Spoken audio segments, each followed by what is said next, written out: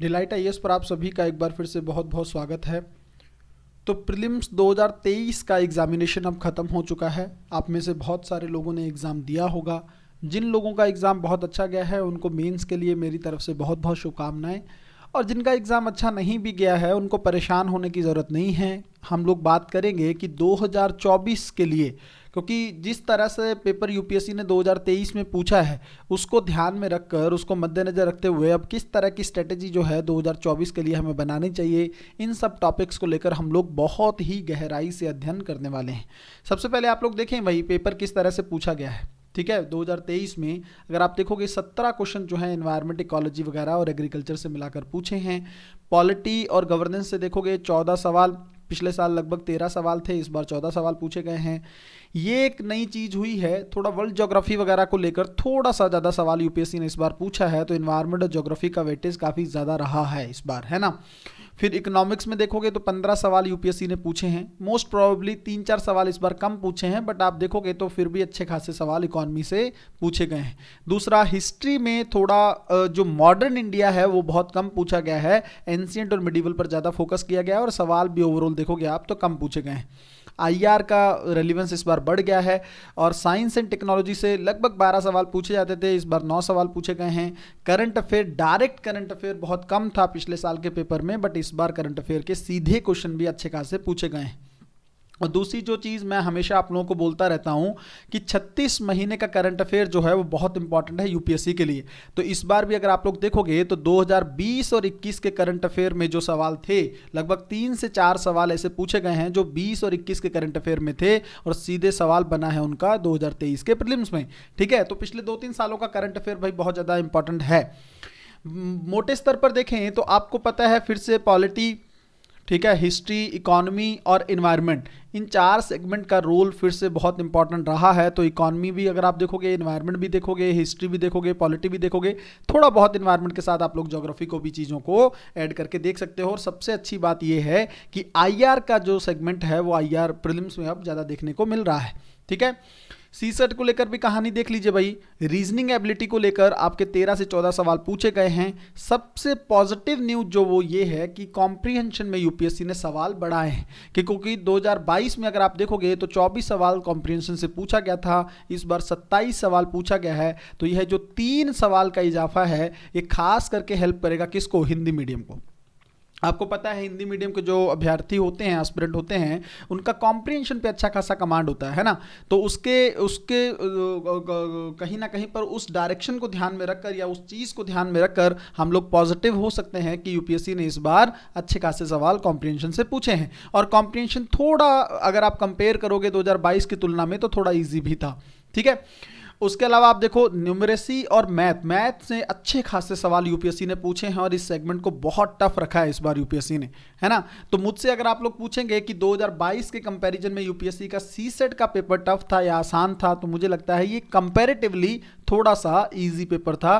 कहाँ पर, कॉम्प्रीहेंशन के सेगमेंट में, है ना। तो क्योंकि आपको पता है यूपी जो हिंदी माध्यम के बच्चे हैं वो 0.50 मार्क्स से 1 नंबर से बाहर हो जाते हैं। तो अगर 27 सवाल यहाँ पे बना है तो ये पॉजिटिव न्यूज है। इस सेगमेंट को इतना टफ बना देना कहीं ना कहीं पर मुझे तो सही नहीं लग रहा है यूपीएससी के लिए कि आप इतना टफ कर दे रहे हो, क्योंकि आप सोचिए ना कि हिंदी एक एप्टीट्यूड चेक करना है आपको। ठीक है, एप्टीट्यूड चेक करने के चक्कर में आप इतना ज़्यादा टफ पेपर बना दे रहे हो। रीजनिंग भी बच्चों से ज़्यादा सॉल्व नहीं हुई है, तो इस सेगमेंट को थोड़ा सा आसान करके बाकी दोनों सेगमेंट यूपीएससी ने और टफ कर दिए हैं। तो लगभग सेम पेपर था, हल्का सा इजीनेस अगर आप देखोगे तो आपको कॉम्प्रीहेंशन के सेगमेंट में मिलेगा। तो बहुत सारा जो बच्चों का पेपर है इस बार भी इस चीज़ को लेकर फंसा हुआ है। अब देखते हैं भाई पेपर के डिफिकल्टी के लेवल को, खास करके हम दोनों पेपर की बात करेंगे, बट उससे पहले हम लोग GS1 का जो पेपर है, ठीक है, जनरल स्टडी का पेपर है, उसको लेकर क्या कहानी है। बहुत ध्यान से चीज़ों को आप लोग समझिएगा। मैं हमेशा आप लोगों को कहता रहा हूँ, ठीक है, जिन बच्चों ने तो ध्यान दिया होगा उनके पेपर में हेल्प भी हुई होगी, कई बच्चों ने बताया भी है, बट जिन्होंने इग्नोर किया है कॉन्सेप्ट, अगर आप बिल्ड नहीं करके जाओगे ना तो यूपीएससी के प्रीलिम्स एग्जामिनेशन को अब क्वालिफाई करना, अभी जो जिस लेवल पे यूपीएससी पेपर पूछ रहा है, बहुत मुश्किल है। ठीक है, क्योंकि यूपीएससी ने क्या किया है, पिछले साल 10-12 सवाल पूछे थे युगम वाले, है ना। युगम 1 सही है, 2 सही है, 3 सही है। इस बार 47 क्वेश्चन पूछे हैं युगम वाले। तो यह एक बहुत बड़ी चीज़ है। एक हिसाब से अगर आप देखोगे तो यूपीएससी ने अपना पैटर्न ही पूरा चेंज कर दिया है। तो अगर पैटर्न चेंज हो गया तो आपको भी तो चेंज होना होगा ना। आपकी प्रिपरेशन को भी चेंज होना होगा।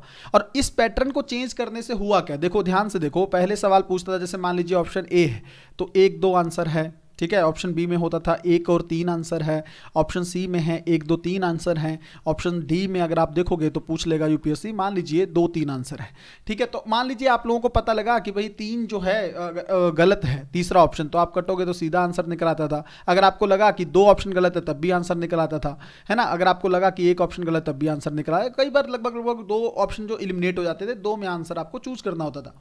अब जब सवाल ये है कि युग्म 1 सही है, युग्म 2 सही है, 2 युग्म सही है, 3 युग्म सही है, इसका मतलब क्या है, एकदम एक्यूरेट। ये वाला एलिमिनेशन प्रोसेस अब यूपीएससी ने एलिमिनेट कर दिया है। इस प्रोसेस को लगा नहीं सकते हो आप यूपीएससी के प्रीमियम में, ठीक है। तो सबसे बड़ी चीज जो है, अब मुझे लगता है आप अंतर समझ गए होंगे कि कहां पर यूपीएससी खेल गया है। अब देखो तो क्या करें फिर, अब ये पेपर अब कभी क्वालिफाई नहीं हो सकता, ऐसा नहीं है, ठीक है। इसको थोड़ा सा ध्यान से समझो। जितना र्यूमर फैलाया जा रहा है, मेरे हिसाब से र्यूमर है, क्योंकि देखिए मैं तो शुरू से कह रहा हूं ना कि कॉन्सेप्ट क्लियर करना है। क्यों आप लोगों को, और ये किन बच्चों के लिए है, कई बार बोला गया है इस बार कि ऑप्शन के माध्यम से यूपीएससी खेल गया है कि ए में क्या है, सी बी में क्या है, सी में क्या है। तो मैं ये कहता हूं कि आपको ऑप्शन देखने ही क्यों है।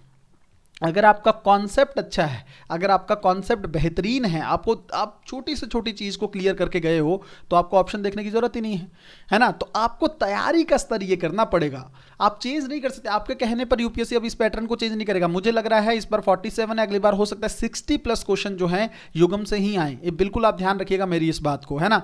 तो अगर मैं आप लोगों को एक चीज़ बताऊं कि 60% जो क्वेश्चन है वो इस तरह से अगर पूछेगा, तब तो और ज़्यादा कॉन्सेप्ट क्लैरिटी चाहिए। तो क्या करना होगा फिर, बिल्कुल ध्यान से इस चीज को समझिए आप लोग, बिल्कुल ध्यान से इस चीज को समझेंगे। देखिए सबसे पहली चीज तो आपको यह है कि जो भी सोर्स आप पढ़ रहे हो, जैसे मान लीजिए एनसीईआरटी, बहुत सारे बच्चों ने इसको इग्नोर किया है, सीधे सवाल एनसीईआरटी से इस बार बने हैं, और हर बार होता है, ये कई बार बता चुका हूं विद एग्जांपल। दूसरा, अगर आप देखोगे तो अगर मान लीजिए एनसीईआरटी पढ़ रहे हो या एडवांस बुक पढ़ रहे हो, कुछ भी पढ़ रहे हो, जो भी चीज आप पढ़ो, जैसे मान लीजिए आप 1857 का विद्रोह पढ़ रहे हैं, तो उसके आसपास की सारी चीजें आप लोगों को बहुत अच्छे से पता होनी चाहिए। अगर मान लीजिए आप राष्ट्रपति पढ़ रहे हैं, तो राष्ट्रपति के आसपास की सारी चीजें, कैसे इलेक्शन, इस बार फिर से राष्ट्रपति को लेकर यूपीएससी ने सवाल पूछा है। संविधान को बेसिक कितनी बार बता चुका हूं, संविधानवाद फिर से इस बार पूछ लिया गया है, और ये पिछले 5 सालों में 3 बार है जो यूपीएससी ने संविधानवाद को लेकर सवाल पूछा है ना। सीमित सरकार होती है, एक बार 3 तरह से सवाल पूछा गया है। एक बार पूछा गया कि संवैधानिक सरकार क्या होती है पिछले साल, उससे पहले पूछा गया संविधानवाद क्या है, इस बार पूछा गया कि संविधान की मूल विशेषता क्या है, ठीक है। तो ये सब चीजें सेम सवाल है, बट कहां से सॉल्व हो रहे हैं, एनसीईआरटी से सॉल्व हो रहे हैं। तो जो भी सोर्स आप पढ़ो ना, उस सोर्स को बहुत अच्छे तरीके से कवर करो, इग्नोर मत करो इसको। ये बुनियाद है, 30% आपकी तैयारी कराता है ये, ठीक है। तो इसको इग्नोर मत करो, और कॉन्सेप्ट को क्लियर, जिस कॉन्सेप्ट को आप छोड़ दोगे ना, आपको लगेगा यार इसमें से सवाल, उसी कॉन्सेप्ट में पेपर में सवाल दिखेगा आपको, ठीक है। उसी कॉन्सेप्ट पर पेपर में सवाल दिखेगा। नहीं यकीन हो तो आप चीज़ें देख सकते हो, ठीक है। मैंने आपको बहुत सारी चीज़ें, जिन बच्चों ने मेंटरशिप ज्वाइन किया था उन बच्चों का पेपर काफ़ी हद तक बेहतर भी रहा है इस बार।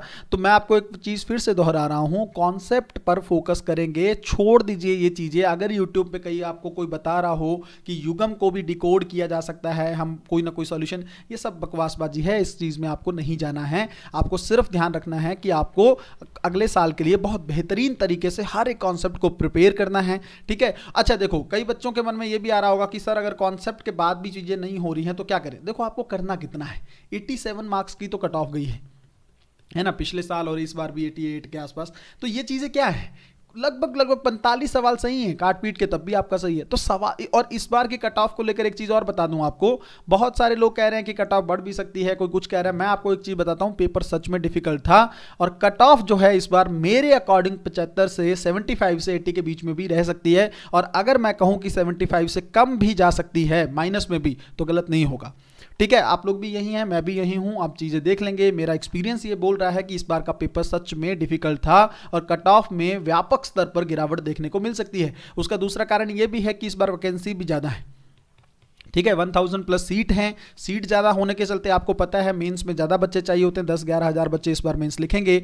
उसके कंपैरिजन में अगर ज़्यादा बच्चे मेंस लिख रहे हैं तो आपको ज़्यादा लोग चाहिए, और अगर उनकी कट ऑफ जो है मार्क्स ज़्यादा नहीं है, पेपर आप देख रहे हो ना, 47 क्वेश्चन युग्म वाले हैं, और अच्छा खासा कॉन्सेप्ट इस बार यूपीएससी ने पूछा है। बट जिस बच्चे का कॉन्सेप्ट क्लियर है ना, उसको कम से कम 100 नंबर लेने में कोई परेशानी नहीं रही होगी। और अगर आप 100 की रेंज में सॉल्व कर रहे हो, और मैं तो कह रहा हूँ कि 90 तक भी पहुँच गए हो, तब भी आप सिक्योर हो यूपीएससी के प्रीलिम्स एग्जामिनेशन में, है ना। तो अब जब तो फिर इतना तो करना ही पड़ेगा ना, कॉन्सेप्ट से इतना तो बहुत इजीली कर ले जाओगे। मैं तो क्या करना है ज़्यादा मार्क्स लेकर, अगर आपको ये लगे कि सर इससे नहीं होगा, कॉन्सेप्ट से आप लगभग क्वालिफाई कर जाओगे, और हमें क्वालिफाई ही करना है अभी के पेपर में, है ना, हमें मेंस में अच्छे से फोकस करना है। तो इन चीज़ों को लेकर आपको ध्यान में रखना है, और आगे अब किस तरह की रणनीति आप लोगों को इसको अपनाना होगा, मैं फिर से बता रहा हूं, जो चीज़ पढ़ो उसको कॉन्सेप्ट को बहुत अच्छे से क्लियर करके चलो, सबसे पहली बात। दूसरा, रिवीजन पे अच्छे से फोकस करो, ठीक है, रिवीजन पे बहुत अच्छे से फोकस करो। जो लोग कह रहे थे करंट अफेयर की कोई रेलिवेंस नहीं है, उन लोगों को पेपर देख लेना चाहिए। मैं हमेशा कहता रहा हूं, करंट अफेयर को इग्नोर नहीं करना है, यूपीएससी कभी भी खेल जाएगी इसको लेकर, है ना। और 36 मंथ के करंट अफेयर पर अच्छे से फोकस करना है, ठीक है। अगले साल प्रयास रहेगा कि इस सीरीज को लेकर आया जाए। इस बार थोड़ा सा ये सीरीज ब्रेक हो गई थी, बट अगले साल के लिए मेरा प्रयास रहेगा कि आप लोगों को ये चीज़, ये जो सीरीज है प्रॉपर तरीके से अवेलेबल करवाई जाए। दूसरा, अगर आप लोग देखेंगे एनसीईआरटी को आप लोग अच्छे से करिए।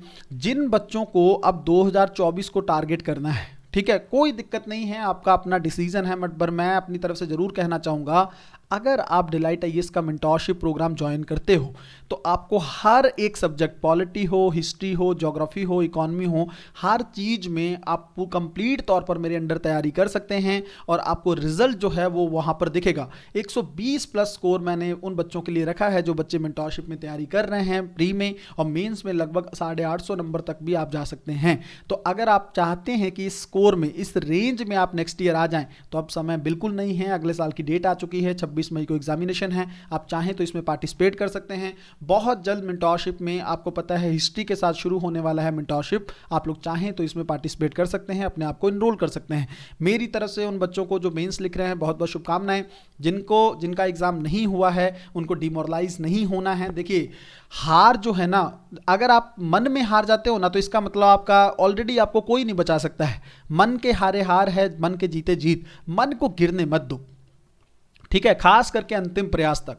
मैं हमेशा ये कहता हूं कि ये, अब अगर मान लीजिए पेनफुल तो होता है, क्योंकि मैं इस दौर से गुजरा हूं, ठीक है, पेनफुल तो चीजें होती हैं, बट अगर आप सोच के देखिए, आप पास्ट के बारे में सोचकर रोते रहेंगे, उससे क्या होगा, कुछ चेंज हो जाएगा क्या? नहीं। एक दो दिन मान लीजिए, दुख मना लीजिए, रो पीट लीजिए, जो आपको करना है, बट उसके बाद अपने आप को खड़ा कीजिए, ठीक है। खड़ा कीजिए किसके लिए? 2024 के एग्जाम के लिए। अच्छे से इसको एक चैलेंज के लिए रूप में लीजिए, चुनौती के रूप में लीजिए, और अगली इस बार ऐसा एग्जाम दीजिए, चाहे वो सीसेट का पेपर हो, चाहे वो यूपीएससी का जीएस का पेपर हो, आप कम से कम दोनों में सेफ जोन में खेल जाएं, ठीक है। अगर आप इस तरह से चीजें सोचते हो तो मुझे लगता है आपको कोई नहीं हरा सकता है। तो हार कर बैठ जाना ये यूपीएससी एस्पिरेंट की विशेषता नहीं है। चुनौतियों को स्वीकार करना, और अगले साल अगले युद्ध के लिए अपने आप जो टाइम वेस्ट कर रहे हैं रोने में, आप जो चीज़ परेशान होने में वेस्ट कर रहे हैं, अगले साल कोई बच्चा उसको उस युद्ध की तैयारी में फिर से लग गया होगा। समय नहीं है, कॉन्सेप्ट बहुत अच्छे से क्लियर करने हैं, एक एक मिनट को यूटिलाइज कीजिए, अपनी तैयारी को डिलाइट आईएएस के साथ और बेहतर कर सकते हैं। मेंटोरशिप अगर आप जुड़ना चाहें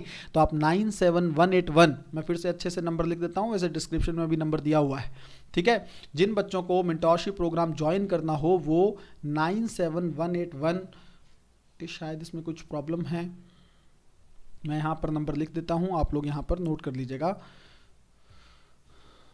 97181122484, ठीक है, ये नंबर है, इस नंबर पर आप कांटेक्ट कर सकते हैं, ठीक है, मुझे मैसेज कर सकते हैं अगर आप लोगों को डिलाइट आईएएस का प्रोग्राम ज्वाइन करना है, ठीक है। मेरी तरफ से बहुत बहुत शुभकामनाएं, मिलते हैं अगली वीडियो में, तब तक अपना ध्यान रखें, अपनी पढ़ाई को बहुत अच्छे तरीके से करते रहें। बहुत बहुत धन्यवाद।